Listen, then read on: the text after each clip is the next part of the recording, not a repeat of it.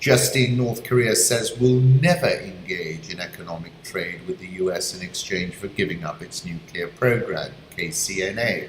And here it is, the English language translation of North Korea's latest statement, taking aim pretty clearly at John Bolton.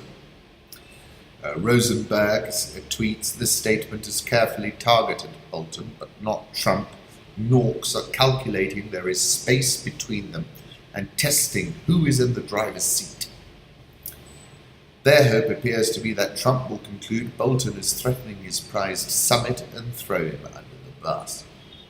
Yep, that's the way I read it, says C.S. Dickey. Sure, come to Singapore, Trump, and bring me the head of John Bolton. Then, like the walrus told the oysters in the Lewis Carroll poem, we'll talk of many things. And Reuters is saying that they've suspended talks with the South. A report on North Korea's KCNA angrily attacked the Max Thunder air combat drills, which is said involved US stealth fighters and B-52 bombers. Any cancellation of the June 12 summit in Singapore, the first meeting between a serving US president and a North Korean leader, would deal a major blow to Trump's efforts to score the biggest diplomatic achievement of his presidency.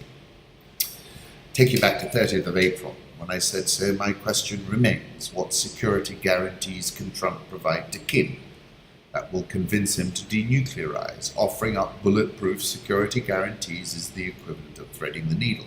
And here we're seeing exactly that.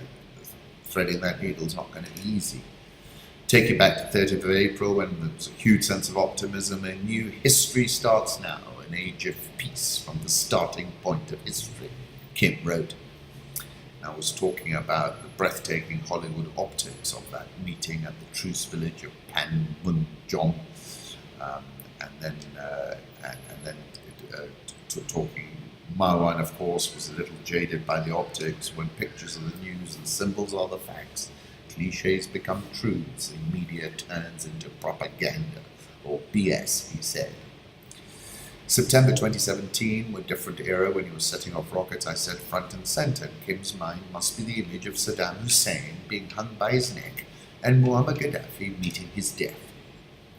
February 2018, I was writing about how he is the buffer state between China and more than 30,000 US soldiers parked on their doorstep. I was referencing the visit of his sister to Pyongyang, to Seoul and Pyeongchang, and then quoting Lao Tzu, because that seemed to be a soft power approach where he was utilizing his sister. Water is fluid, soft and yielding, but water will wear away rock, which is rigid and cannot yield. As a rule, whatever is fluid, soft and yielding will overcome whatever is rigid and hard. This is another paradox. What is soft is strong. Lao Tzu. September 2017, of course, I was quoting Thomas Pynchon as screaming comes across the sky, the Schwarz-Gerät with the mysterious serial number 0000, and quoting, it is a curve each of them feels. Unmistakably, it is the parabola.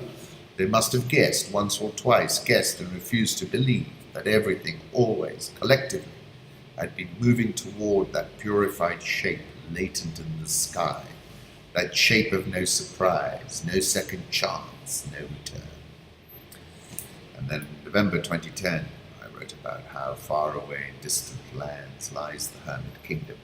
They've all had tiny little hands like the elves and the shoemaker.